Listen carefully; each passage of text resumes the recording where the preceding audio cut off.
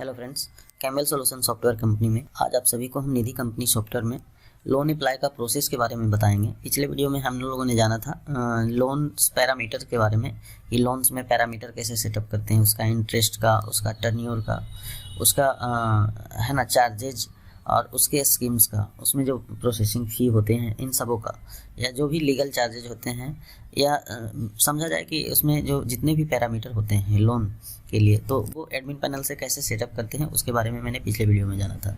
तो आज की इस वीडियो में हम लोन को अप्लाई कैसे करते हैं इस प्रोसेस को इस सॉफ्टवेयर में समझेंगे, जो हमारा निधि कंपनी का सॉफ्टवेयर है। तो इसमें हम लोग लोन अप्लाई के प्रोसेस को समझेंगे। तो हम लोग ब्रांच में जो एम्प्लॉय होते हैं उनकी मदद से एक लोन अप्लाई करेंगे। किसी भी मेंबर का मेंबर आईडी यूज करके हम लोन अप्लाई का प्रोसेस करेंगे। तो चलिए सॉफ्टवेयर को पहले लॉगिन कर लेते हैं। सॉफ्टवेयर एक के ब्रांच जो है ब्रांच लॉगिन पैनल में जो एम्प्लॉय हैं पहले मेरे, तो उनको मैंने लॉगिन कर लिया है। यहाँ पे लोन अप्लाई का प्रोसेस सिंपली यहाँ पे है। पहले किसी मेंबर का हम डिटेल्स फाइंड कर लेंगे, उसी मेंबर को हम लोन प्रोवाइड करने का काम करेंगे। तो मेंबर का जो मेरे पास डेटा होगा उसमें से किन्हीं एक मेंबर का मेंबर आईडी यूज करते हुए हम लोन अप्लाई का प्रोसेस करेंगे। क्योंकि पिछले हमारे आपको बताए गए वीडियो में मेंबर इनरोलमेंट कैसे करते हैं, तो इन सबों का प्रोसेस बताया हुआ है। तो ये सब बताने की ज़रूरत आगे नहीं है। बस हमें मेंबर आईडी किन्हीं का एक कॉपी कर लेना है और उनके नाम पे हमको लोन का अप्लाई का प्रोसेस करना है। जैसे 1000 ये 12, इसको मैं कॉपी कर लेता हूँ और इसी पे हमको लोन को अप्लाई करना है। पहले इनको देख लेते हैं कौन कौन सा इनको ऑलरेडी लोन अप्लाई किया हुआ है इस मेंबर को। तो इनका पूरा डिटेल्स हम फाइंड आउट कर लेंगे। तो इनके नाम पे सिर्फ सेविंग अकाउंट ओपन है, कोई लोन अप्लाई प्रीवियस नहीं है। तो हम इस ब्रांच पैनल के डैशबोर्ड पे चले जाएंगे। यहाँ पे अप्लाई लोन का है, या ऊपर के मेन्यूज में जो लोन सेक्शन है वहाँ से भी हम अप्लाई पे जा सकते हैं। अप्लाई लोन पे जाएंगे तो यहाँ पे विथ EMI, विदाउट EMI, जैसा आपको प्रोसीड करना रहेगा वैसा सिलेक्ट कर लेंगे और यहाँ पे लोन अप्लाई वाला एप्लीकेशन पे जाएंगे। यहाँ पे आप टेस्ट कर लेंगे उनका मेंबर आईडी डिटेल्स, जो भी इनका KYC या पर्सनल डिटेल्स होगा वो ऑटोमेटिक इंटर कर लेंगे तो वो डिटेल्स आ जाएगा। उसके बाद कौन सा लोन अप्लाई करना चाहते हैं, तो जो भी आपके यहाँ सेटअप किया हुआ है सॉफ्टवेयर में पर्सनल लोन अप्लाई करते हैं। और ये इसका पैरामीटर जिस टाइप से सेटअप रहेगा, डिक्लाइनिंग या फ्लैट, तो उस ढंग से आप सिलेक्ट कर लेंगे। पर्पस भी दिखा देंगे, ये पर्सनल लोन लिया जा रहा है, किस पर्पस से लिया जा रहा है। तो आप बच्चे की पढ़ाई के लिए ले रहे हैं, या आप कोई ज़मीन है उसको खरीदने के लिए या बिजनेस के लिए ले रहे हैं, तो उस ढंग से आप यहाँ पे पर्पस भी सिलेक्ट कर लेंगे। और इस सॉफ्टवेयर में है ना लोन साइकिल जो है, आपको कितनी बार आप इस पर्सन को लोन दे रहे हैं तो वो भी रिप्रेजेंट करता है। जैसा कि आपने मेंबर वाले डिटेल्स में देख लिया था कि वहाँ पे इनका सिर्फ लोन पहली बार ही जा रहा है, इससे पहले कोई लोन का अकाउंट क्रिएट नहीं। तो लोन साइकिल रिप्रेजेंट करता है कि इनके कितनी बार लोन गया हुआ है। तो फर्स्ट बार ये इंडिकेशन है कि इनको पहली बार ही दिया जा रहा है। अब यहाँ पे जो लोन का अमाउंट होगा वो मेंशन कर देंगे, इनको लोन कितना अमाउंट का चाहिए। तो 20,000 इनको लोन चाहिए। Rate of interest parameter setup पिछले वीडियो में बता दिया गया था, वहीं रेट ऑफ इंटरेस्ट यहाँ पे रिफ्लेक्शन में आ जाएगा जो प्लान का, वहाँ पैरामीटर सेटअप करेंगे लोन के रिगार्डिंग। समय यहाँ पे पूछा जाएगा कितने दिनों के लिए चाहिए, इनको 24 मंथ्स के लिए चाहिए, मंथली ले रहे हैं। यहाँ पे आपको फोर्टनाइट, बाई वीकली या वीकली, डेली जैसा करना रहेगा टेन्यूर। ये आपको फ्रीक्वेंसी जो है डिपॉजिट्स का वो आप सिलेक्ट कर सकते हैं, उसी अनुसार आपको टेन्यूर भी लगा लेना है। यहाँ आप बाई वीकली फोर्टनाइट लेते हैं तो 15 दिन का होता है फोर्टनाइट वाला पीरियड।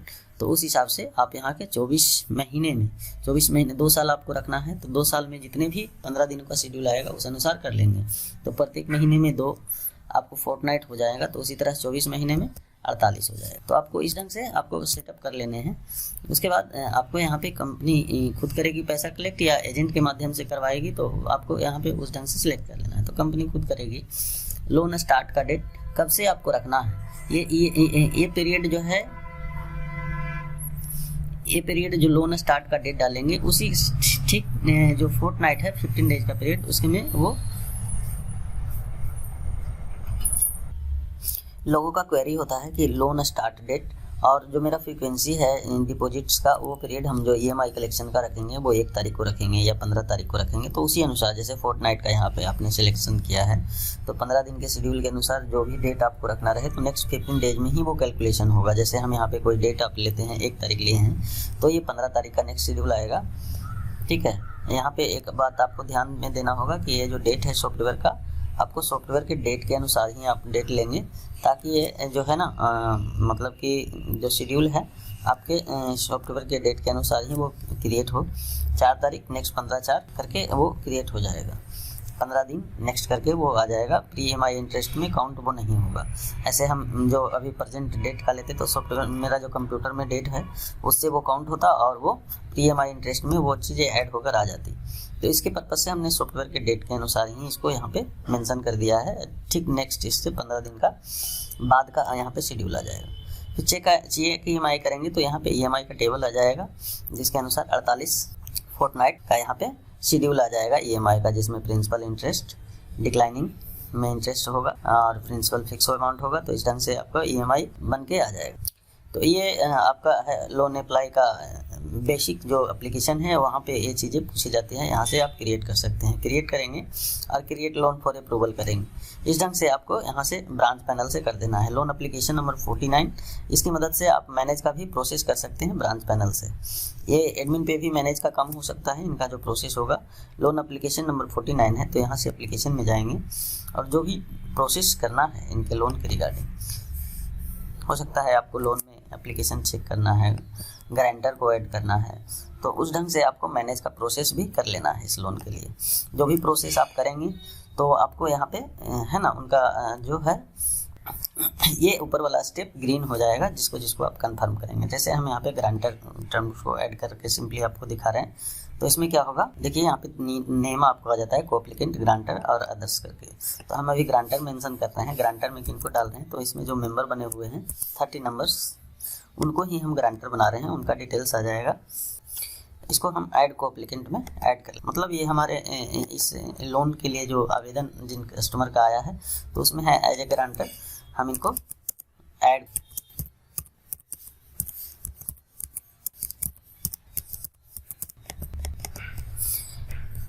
करने के बाद जब कंफर्म कर देंगे तो ये ग्रीन हो जाएगा। तो इसी ढंग से आपको जितने भी स्टेप को मैनेज करना रहेगा, मैंडेटरी तो नहीं, लेकिन आप ये मैनेज का प्रोसेस रख सकते हैं। आपके सिक्योर लोन के लिए ये नेसेसरी होगा, तो आप यहाँ से ऐड कर लेंगे, वो सारा स्टेप ग्रीन हो जाएगा। तो ये मैनेज का प्रोसेस हो गया ब्रांच पैनल से। अब इस लोन एप्लीकेशन को हम लोग एडमिन पैनल से अप्रूव करेंगे, तो एडमिन पैनल को लॉगिन कर लेते हैं। एडमिन पैनल को लॉगिन कर लेंगे, एडमिन पैनल पे लॉगिन कर लेंगे और लोन वाले सेक्शन में जाएंगे। वहाँ पे रिपोर्ट सेक्शन में पेंडिंग लोन फॉर अप्रूवल का बना हुआ है, यहाँ से जाएंगे और जो मैंने अप्लाई किया था वहाँ से पर्सनल लोन के लिए अजय कुमार के नेम से मैंने लोन को अप्लाई किया था, प्रोसीड टू अप्रूव। और जैसा कि ब्रांच पे आपने देखा मैनेज का स्टेप जो था वो यहाँ पे भी दिखेगा और यहाँ पे प्रत्येक स्टेप को मैनेज करने के लिए पूछा जाएगा, या वहाँ से अगर किया हुआ है तो एडमिन से इन सबों को वेरीफाई के रिगार्डिंग किया जाएगा। वेरिफिकेशन इसमें मैंडेटरी होगा। जब आप किसी कोलेटरल चीज़ें को ऐड करते हैं तब वो उस केस में एडमिन से वेरिफिकेशन करना होगा कोलेटरल को, और उसका कोलेटरल का जो आईडी होगा है ना, तो उसको मॉर्गेज आईडी जिसको बोलते हैं, तो वो यहाँ से उसको वेरीफाई करके जनरेट करना होता है, तब जाके हमारा लोन का अप्रूवल का काम हो सकता है। प्रोसीड टू अप्रूव में जाएंगे और डायरेक्टली हम अप्रूवल का काम कर सकते हैं।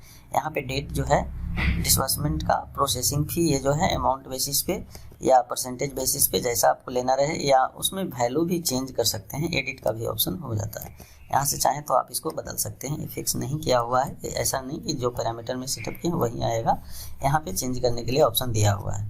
तो परसेंटेज और अमाउंट बेसिस पे इसको चेंज कर सकते हैं। इंश्योरेंस का भी अमाउंट और परसेंटेज बेसिस पे आप ले सकते हैं, चेंज भी कर सकते हैं। तो इस ढंग से आपको शेड्यूल डेट देखते हुए डिसबर्समेंट कर लेना है। तो अप्रूवल का डेट मैंने 4/12 को रखा है, उसी अनुसार ये EMI का शेड्यूल होगा। ये फोर्टनाइट का इनका है, तो हर एक 15 दिन के बाद इनका जो है EMI पड़ेगा। उसमें जो ग्रेस पीरियड देंगे, बाउंसिंग चार्ज, जो लेट फाइन होगा, वो सब पैरामीटर के सेटअप जैसा रहेगा उस ढंग से आएगा।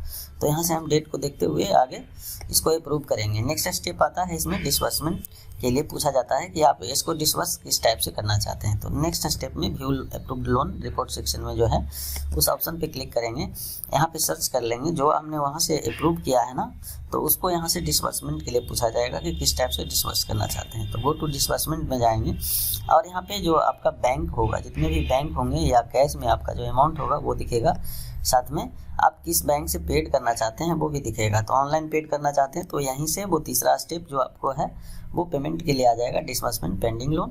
और नेक्स्ट अगर कैश करना चाहते हैं तो डेट देखते हुए यहीं से प्रोसीड कर लेंगे व्यू EMI, और इसको हम आगे प्रोसीड कर लेंगे। व्यू EMI करेंगे, फिर से वो EMI का शेड्यूल आ जाएगा, ये प्रिंट करके दे सकते हैं कस्टमर को। इसी EMI को उनको पड़ेगा, ऐसा उनको इन बातों का ख्याल रहे, रिमेंबर उनको रहे कि हमारा EMI इस डेट को पड़ेगा, इतना अमाउंट पड़ेगा, तो वो पूरा टेबल उनको दिमाग में रहे, उनको ख्याल रहे। तो इस बात के लिए आप इसको प्रिंट करके दे सकते हैं। यहाँ से कंफर्म करेंगे, यहाँ से अप्रूव हो गया। अब ये कैश डिसबर्समेंट के लिए ब्रांच पैनल पे वापस चला गया, वहाँ से जाके हम इसको कैश में डिसबर्स कर दें और लोन में बाकी जो रिपोर्ट होता है उन सबों को भी देख लें। तो वहाँ पे क्या क्या इन्फॉर्मेशन है आपको 62 यहाँ से इसको लॉगिन कर लेंगे। लॉगिन करने के बाद डिसबर्समेंट के लिए हमको ट्रांजैक्शन में जाना है और लोन डिसबर्समेंट पेमेंट के रिगार्डिंग जाना है। यहाँ पे सर्च कर लेना है कि जो जो लोन अप्लाई के लिए वहाँ से ब्रांच में डिसबर्समेंट के लिए कैश में आया है, तो उसको हम यहाँ से अप्रूव करेंगे। अप्रूव करने के बाद हमको अप्रूवल ट्रांजैक्शन करना है, जो ट्रांजैक्शन अप्रूव करना है। तो जो लोन अप्लाई हुआ है 20,000 का है, अजय कुमार के नाम से था। जो लोन अकाउंट नंबर जो है वो जनरेट हो चुका है। यहाँ तक हम इस लोन को डिलीट कर सकते हैं, डिलीट लोन वाले ऑप्शन पे जो मैंने एडमिन पैनल पे आपको दिखाया। अगर यहाँ तक लगता है कि लोन एप्लीकेशन हमें गलती कर दी है, तो आप यहाँ से डिलीट कर सकते हैं, रिजेक्ट कर सकते हैं और फिर से नेक्स्ट डे फ्रेश अप्लाई कर सकते हैं। तो हम यहाँ से इसको अप्रूव कर लेंगे। उसके बाद हम इस लोन एप्लीकेशन के लिए वो सारा कुछ देख, तो पहले हम इसको लोन को है ना, लोन जो अकाउंट नंबर है इसको कॉपी कर लेते हैं और फिर हम इनका वो सारा कुछ देख। तो इसको हम अप्रूव कर लेंगे। अप्रूव करने के बाद ये लोन सक्सेसफुल क्रिएट हो गया है और मेंबर को रिसीव कैश में हो गया है। जो हमारा बैंक था उससे उनको पेमेंट हो चुका है। तो अब हम मेंबर को सर्च करना चाहेंगे, तो मेंबर को यहाँ से सर्च कर लेंगे। 12 नंबर के एप्लीकेंट थे जिनका लोन अप्लाई हुआ था। इनके प्रोफाइल पे विजिट करके पहले लोन को देख लेंगे कि लोन का जो है अमाउंट इन पे क्रेडिट इनके अकाउंट पे आया है या नहीं, इनके लिए लोन इशू हुआ है या नहीं। तो -20,000 दिख रहा है कि ये लोन इनको प्राप्त हो गया है, तो लोन इनको डिसबर्स हो गया है। ट्रांजैक्शन देखना रहे तो आप यहाँ से ट्रांजैक्शन का आप पूरा स्टेटस देख सकते हैं। तो यहाँ पे वो सिस्टम बना हुआ है। अब आगे देखना है लोन वाले में बाकी सब क्या क्या चीज़ें जो है वो आती है, तो वो उसको भी हम लोग यहाँ पे देख लेंगे। तो लोन वाले पे क्लिक करेंगे और लोन के रिगार्डिंग जितने भी आपको देखने हैं यदि पेमेंट शेड्यूल के रिगार्डिंग, तो इनका क्या क्या EMI पड़ने वाला है, तो EMI का भी देख लेंगे और साथ में EMI का पेमेंट कर लेंगे। तो EMI का यहाँ पे शेड्यूल हम देख लेंगे किस किस डेट में पड़ने वाला है। तो जैसा वो प्रिंट में आया था तो उस ढंग से आपको यहाँ पे आ जाएगा। सारा अनपेड है तो अनपेड वाले को पेड करेंगे, तो यहाँ से हम उनको प्रिंट में भी ले सकते हैं EMI का रिसिप्ट। अगर नहीं कोई पेड है तो यहाँ पे वो ब्लैंक आएगा, लेकिन प्रिंट हो जाने के बाद वो प्रिंट में वहाँ पे आ जाएगा। तो यहाँ पे लोन का EMI पेड करना है, तो यहाँ पे लोन का अकाउंट नंबर पेस्ट कर लेंगे और यहाँ पे लोन EMI से कलेक्शन का कर लेंगे। ये ऑप्शन आपको इधर भी दिया हुआ है लोन EMI पेमेंट के रिगार्डिंग, यहाँ से भी कर सकते हैं, कोई दिक्कत नहीं है। तो यहाँ से जो लोन का EMI अमाउंट होगा उसको हम जिस टाइप से मोड में चाहें, cash, cheque, transfer, online payment, उस ढंग से हम यहाँ पे एंट्री कर लेंगे। उसके बाद जब एंट्री कर लेंगे पेमेंट अमाउंट पूछा जा रहा है, वो मैंने नहीं फिल किया था, इस कारण से वो सबमिट नहीं हो रहा था।